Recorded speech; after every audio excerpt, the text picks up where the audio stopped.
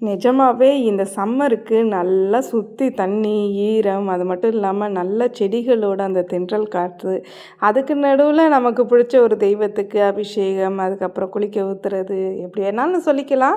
அந்த மாதிரி சின்ன சின்ன க்ளீனிங் ஒர்க் பண்ணும்போது, அதுவும் இல்லாமல் வீட்டுக்குள்ளே எல்லா வேலைகளையும் முடிச்சிட்டோன்ற ஒரு நம்பிக்கை இருக்கும்ல. நம்ம எல்லா வேலையும் முடிச்சிட்டோம், இப்போ ஃப்ரீயாக இருக்கோன்ற நேரத்தில் இந்த மாதிரி வேலைகளை செஞ்சுட்டு அப்படியே அப்பாடான்னு போய் நம்ம பெட்ரூமில் கொஞ்ச நேரம் தூங்கணுன்னா அடடடடா அவ்வளோதாங்க. இதுதான் என்னோட சொர்க்கம், எங்கள் வீடு தான் என்னோட சொர்க்கம். நம்ம வீட்டோட ஹோம் டூர் கூடிய சீக்கிரம் வரப்போகுது, மறக்காமல் செக் பண்ணி பாருங்கள். சரி, வீடியோக்குள்ளே போகிறதுக்கு முன்னாடி அனைவருக்கும் வணக்கம் and welcome back to our channel spiritual with Raji. எல்லாரும் எப்படி இருக்கீங்க? எல்லாரும் நல்லா இருக்கணும்னு இறைவன்ட்ட பிரார்த்தனை பண்ணிக்கிறேன். சம்மர் சீசன் ஸ்டார்ட் ஆகிடுச்சு. இனிமேல் தோசைகளுக்கு நடுவில் இருக்கிற மாதிரி ஒரு ஹீட்டு நம்மளை சுற்றி இருந்துக்கிட்டே தான் இருக்குன்னு நினைக்கிறேன். அதுவும் சென்னை சொல்லவே வேண்டாம். எவ்வளோ இடத்துல பிக்னிக் போகிறோம், எங்கெங்கே போகிறோன்றதை விட நம்ம வீட்டை சுற்றி ஒரு 4 மரங்கள் செடி கொடிகளை வளர்த்து விடுங்க. இன்னும் சொல்லணுன்னா நம்ம வீட்டிலலாம் துளி கூட அந்த வெக்க காற்று அப்படிங்கிறது இருக்காது. கிட்டத்தட்ட நம்ம ஹால்லே பார்த்திங்கன்னா 3 ஜன்னல் கிட்ட இருக்குது. நம்ம வீட்டில் உள்ளே நீங்கள் ஹோம் டூர் பார்க்கும்போது காட்டுறேன், ஃபுல்லாகவே விண்டோஸ் இருந்துக்கிட்டே தான் இருக்கும். விண்டோ வைக்கிறது பெரிய விஷயம் கிடையாது. நிறைய பேர் வீடு கட்டுறாங்க, விண்டோஸ் வைக்கிறாங்க, அப்பார்ட்மெண்ட்டில் பார்க்குறாங்க, விண்டோஸ் நிறைய வைக்கிறாங்க. ஆனால் சுற்றி மரங்கள் இல்லாதப்போ எப்படி காற்று வரும்? கொஞ்சமாவது மரம் செடி கொடிகளை வளருங்க. அதை சுத்தமாக மெயின்டைன் பண்ணிக்கிட்டே இருக்கோம் அப்படின்னா நிச்சயமாக நம்ம வெளியில் போகணும், இப்போ ஒரு சுற்றுலாத்தலம் போகணும் அப்படின்ற அவசியமும் இருக்காது. அது போகிறது அவங்கவுங்களோட விருப்பம், நான் அதை குறை சொல்லலை. இப்போது ஒரு அமௌண்ட்டு போட்டு ஒரு வெளி இடத்துக்கு போய் சுற்றுறோம், அது நமக்கு பிடிச்சிருக்கு, ஓகே. பட்டு எல்லா நாளும் அப்படி வெளியில் போக முடியுமானா கண்டிப்பாக கிடையாது. நமக்கு நம்ம வீடு தான் தஞ்சம் இல்லையா? அதனால் வீட்டை சுற்றி கொஞ்சமாவது செடிகளை வளர்த்துட்டு வாங்க. அது தொட்டிகளில் கூட, ஏன்னா இப்போ நிறைய பேருக்கு இடங்கள் கிடையாது இல்லையா? தொட்டிகள்லையாவது செடி கொடிகள் வளருங்க. பாம்பு வருமா பள்ளி வருமானா கொஞ்சம் மெயின்டைன் பண்ணுற அளவுக்கு உங்களுக்கு எவ்வளோ, இப்போ 10 செடி வளர்க்குற இடத்துல 8 செடி மட்டும் வளருங்க. ஏன்னா 10 செடி என்னால் முடியும் ட்ரை பண்ணாலும் நாளைக்கு நமக்கு உடம்பு ஒரு சுச்சுவேஷனால் செட் ஆகலைன்னா கூட அந்த 8 செடிகள்ன்ற பக்கத்தில் நம்ம கண்டிப்பாக அதை சேவ் பண்ண முடியும். நம்ம தண்ணி ஊற்றுறதா இருக்கட்டும், சம்மரில் தண்ணி பிரச்சனைகள் வந்தாலும் சரி, எல்லாத்துக்குமே மேனேஜ் பண்ண கரெக்டாக இருக்கும். அதே மாதிரி தண்ணீரை சேவ் பண்ணுங்க. இப்போ நானே வீடியோக்காக தான் இந்த டியூப்பில் வச்சு அடிச்சுக்கிட்டு இருக்கேன். ஆக்சுவலாக நான் பக்கெட்டில் ஃபுல் பண்ணிவிட்டு அதுக்கப்புறமா கழுவிடுவேன். ஏன்னா ஒரு பக்கம் நான் விட்டுட்டு வீடியோ எடுத்துகிட்டு ஒரு பக்கம் திருப்பி நான் என்னால் மேனேஜ் பண்ண முடியலன்னா இந்த மாதிரி நான் அலசிக்கிட்டு இருக்கேன். அதனால் தண்ணி சேவ் பண்ணுங்க. செடிகள் வளர்க்குறதுனால நிறைய உயிர்களுக்கு பெனிஃபிட்ஸாக அமையும். இப்போ நிறைய குருவிகளாக இருக்கட்டும், நம்ம குருவிகள் வளர்க்கணுன்னா என்ன செய்வோம்?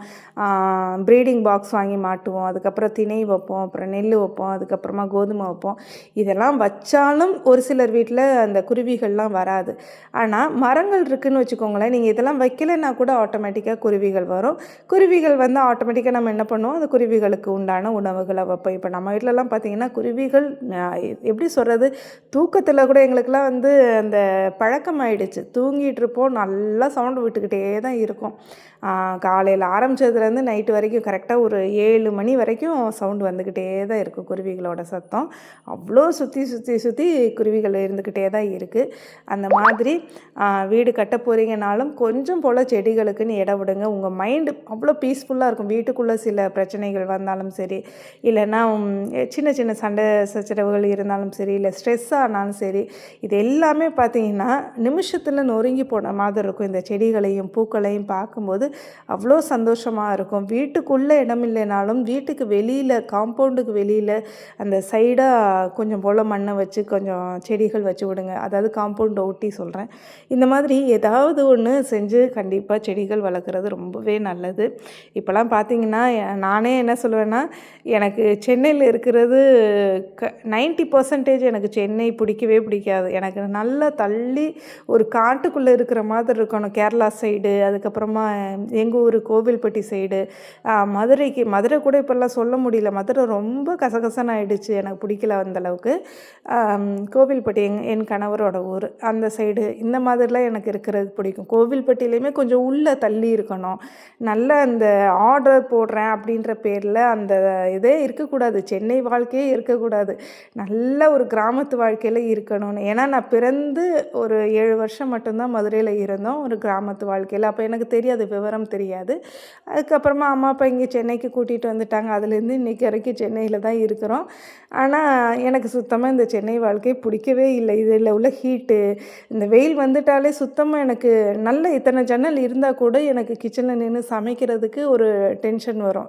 டென்ஷன்னா கடகடன்னு முடிக்கணும், அந்த 7 மணிக்குள்ளே முடிக்கணும், இல்லைன்னா ரொம்ப வேர்த்து கொட்ட ஆரம்பிக்கும். சுத்தமாக இந்த வெயில் எனக்கு பிடிக்காது. அந்த மாதிரி நம்மளை சுற்றி கொஞ்சமாவது செடிகள் வைங்க. இப்போ எனக்கு இவ்வளோ செடிகள் வச்சுமே கொஞ்சம் கொஞ்சம் அந்த ஓப்பன் விண்டோவாக இருக்கிறதுனால விண்டோவை ஓப்பன் பண்ணியிருக்கிறனால அங்கே வெளியிலேருந்து வரக்கூடிய அந்த சூடான காற்றுகள், சொல்லப்போனால் நம்ம காம்பவுண்டும் பார்க்கும் ஒன்றா தான் இருக்கும். பார்க்கு ஃபுல்லாக செடிகள் தான் இத்தனைக்கும்.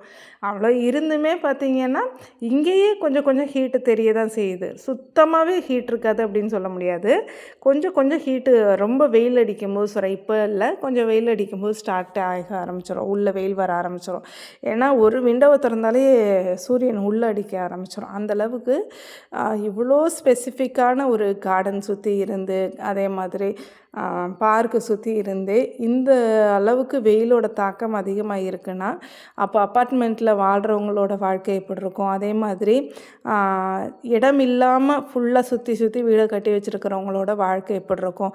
அது பழகி இருந்தாலுமே நமக்கு இயற்கையான ஒன்று நம்ம தேடி போகிறது ரொம்ப ரொம்ப நல்லதுன்னு தான் நான் சொல்லுவேன். இல்லாதவங்க ஹேங்கிங் பாட்டு, பிளாஸ்டிக் பாட்டுன்னு வாங்கி செடிகளை வளர்த்து பாருங்கள். இருக்கிறவங்க கொஞ்சமாவது வீடு கட்ட போகிறீங்கன்னா இடம் ஒதுக்குங்க. இப்போ எனக்கெல்லாம் பார்த்திங்கன்னா வீடும் நல்லா கொஞ்சம் ஸ்பேஷியஸாக இருக்கணும்னு நினப்பேன். ஆனால் அதை விட கார்டன் ஸ்பேஷியஸாக இருக்கணும்னு நினப்பேன். ஏன்னா நம்ம கார்டனில் பார்த்துருப்பீங்க, அடர்த்தியாக செடிகளை வச்சுருப்பேன். எனக்கு இன்னும் வளர்க்கணும், நிறைய செடிகள் வளர்க்கணும்னு ஆசை. பிளான்ட் ஃபஸ்ட்டாக, மற்றது ஃபஸ்ட்டானா பிளான்ட்டை தான் நான் விரும்புவேன். ஏன்னா நம்ம சேனல் ஸ்டார்ட் பண்ணும்போது பார்த்திங்கன்னா டெரஸ் கார்டன் தான் ஸ்டார்ட் பண்ணேன். அதுக்கப்புறம் ஒரே ஒரு வீடியோ, ஒன்றும் இல்லை, ஒரு 2 வீடியோ போட்டேன்னு நினைக்கிறேன். போட்டுட்டு அப்படியே க்ளோஸ் பண்ணிட்டேன் சேனலை. வெயிட்டில் வேணாம், அதெல்லாம் போட வேணான்ட்டாங்க. அந்த சேனல் நேம் கூட RKCC Vlogsன்னு வச்சுருந்தேன். ஒரே ஐடி தான், இதே ஐடியில் தான் அதையுமே செட் பண்ணியிருந்தேன். 4 to 5 இயர்ஸ் இருக்கும்னு நினைக்கிறேன். அதுக்கப்புறமா தான் ஸ்பிரிச்சுவல் வித் ராஜி அப்படின்றத மாற்றிருந்தேன். ஏன் நம்ம பூஜை இவ்வளோ தூரம் பூஜை பண்ணுறோம், அப்பயுமே சேம் அதே பூஜை பண்ணுவேன். அப்புறம் ஷாப்புக்கு போகணும்னு ஒரு சுச்சுவேஷன் வந்துச்சு. ஓனாக ஷாப் நடத்தணுன்ற ஒரு சுச்சுவேஷன் வரவும் அந்த செடிகள், டெரஸில் உள்ள எல்லா செடிகளையும் தூக்கி எடுத்து அப்படியே தரையில் செட் பண்ண ஆரம்பிச்சிட்டேன். அது நல்லா கொஞ்சம் இடம் பெருசாக இருக்கும், அதாவது லேண்ட் ஏரியா வந்து கொஞ்சம் பெருசாக இருக்கும். அதெல்லாம் ஃப்யூச்சர் வீடியோவில் அடுத்தடுத்து சொல்கிறேன். அந்த மாதிரி செடிகளுக்கு அப்படின்னு இன்னைய வரைக்கும் சரி, செடிகளுக்குன்னு என்னோடய நேரத்தை ஒதுக்கிக்கிட்டே தான் இருக்கேன். கொரோனா பீரியட் என்ன, கொரோனாக்கு மேலே டபுளாக வந்தாலும் என்னோடய இயற்கை, நான் அப்படி தான் யோசிக்கிறேன். நான் என்னை சுற்றி கண்டிப்பாக இயற்கை அன்னை இருக்காங்க, பிரபஞ்சம் இருக்காங்க, நிச்சயமாக காப்பாற்றுவாங்க. என்ன மட்டும் இல்லை, விவசாயிகள் எல்லாருக்குமே ஒரு ஊன்றுகோலாக நிற்பாங்கன்னு தான் நான் சொல்வேன். இன்றைக்கி வேணால் விவசாயம் ரொம்ப பெரிய லெவலில் இல்லாமல் இருக்கலாம். ஆனால் ஒரு காலங்களில் இன்னும் ஃப்யூச்சர்லலாம் பார்த்திங்கன்னா கண்டிப்பாக விவசாயி தான் டாப்பரில் இருப்பாங்க. வேணால் பாருங்களேன், அந்தளவுக்கு இடங்களை அழிச்சிக்கிட்டு வர்றோம் நம்ம எல்லாரும். அதனால் கொஞ்சமாவது செடிகளை வளருங்க. கொரோனா பீரியடில் நான் டிவியில் பார்த்துருந்தேன். என்னென்னா ஒரு செடிக்கு பக்கத்தில், அது காமெடியாக தான் போட்டிருந்தாங்க நியூஸில், செடிக்கு பக்கத்தில் ஒருத்தர் வந்து அதில் ஆக்சிஜன் லெவல் அதிகமாக இன்க்ரீஸ் ஆகுதுன்னு சொல்லிட்டு அந்த கொரோனாக்கு பீரியட் அப்போ நல்ல மூக்கை பக்கத்தில் வச்சுட்டு அதை ஒரு ஃபன் வீடியோ மாதிரி போட்டிருந்தாங்க. அது ஃபன்னு கிடையாது, இயற்கை உண்மை அதுதான். அது யாரும் ஏற்றுக்கிறது கிடையாது. கேட்டால் பாம்பு வருது, எங்கள் வீட்டிலேருந்து தான் பாம்பு வருது, இல்லைன்னா சொல்லலை. அது இப்போ தான் ரீசெண்ட் டேஸில் வந்திருக்கு, இதுக்கு முன்னாடி அப்படி வந்தது இல்லை. செடிகள் வச்சாலே பாம்பு வரும்ல. நீட்டாக க்ளீனாக மெயின்டைன் பண்ணணும். இது என்னென்னா, நம்ம இடத்துக்கு பக்கத்துலேயே பெரிய புதர் மண்டி போய் நிறைய குப்பைகள்னால் எப்படி சொல்கிறதுனா, மரம் வெட்டின குப்பைகள் எல்லாமே கிடக்கு.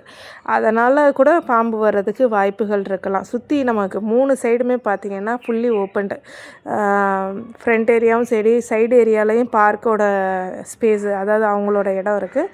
அதுக்கப்புறம் பேக்கில் ஃபுல்லாகவே பார்க்கு. அப்படிங்கும்போது ஃபுல்லாகவே ஓப்பனாக இருக்கிறனால எங்களுக்கு அந்த ப்ராப்ளம் வரலாம். பார்க்கில் இப்போ செடி வளர்ந்துருந்தால் கூட அதுலேருந்து இந்த பக்கம் வந்திருக்கலாம். அதனால் செடிகளை வளருங்க.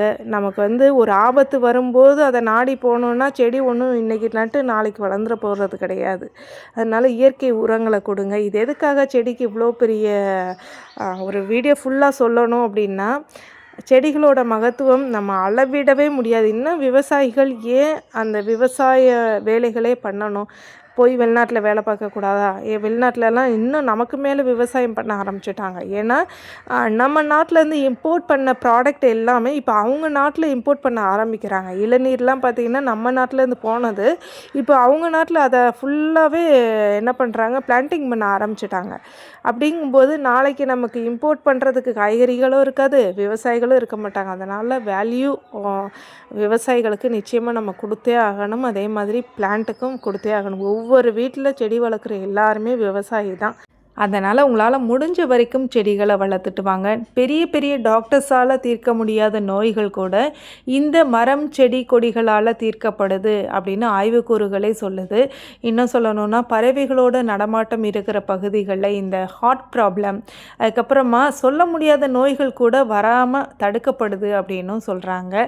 அதே மாதிரி இந்த ஆத்தர்ஸ்ன்னு சொல்லுவோம்ல, அதாவது கதையாசிரியர்கள் அவங்கவுங்க நூல்களில் கூட இதை பற்றி தெளிவாக பொறிக்கப்பட்டிருக்காங்க. அதனால் அதை படிக்கிறதுக்கு நமக்கு நேரம் இல்லைனாலும் பரவாயில்ல, செடிகளை வளர்க்குறதுக்குன்னு கொஞ்சம் நேரத்தை ஒதுக்குங்க. அவ்வளோதாங்க, வளர்த்து பாருங்க, வாழ்க்கை புரியும். அவ்வளோதான், வீடியோ எண்டுக்கு வந்துட்டோம். இந்த வீடியோ உங்களுக்கு பிடிச்சிருக்குன்னு நினைக்கிறேன். இந்த வீடியோ உங்களுக்கு பிடிச்சிருந்தா மறக்காமல் ஷேர் பண்ணுங்கள், சப்ஸ்கிரைப் பண்ணுங்கள், ஹைப் பண்ணுங்கள், கமெண்ட் பண்ணுங்கள். தேங்க்யூ.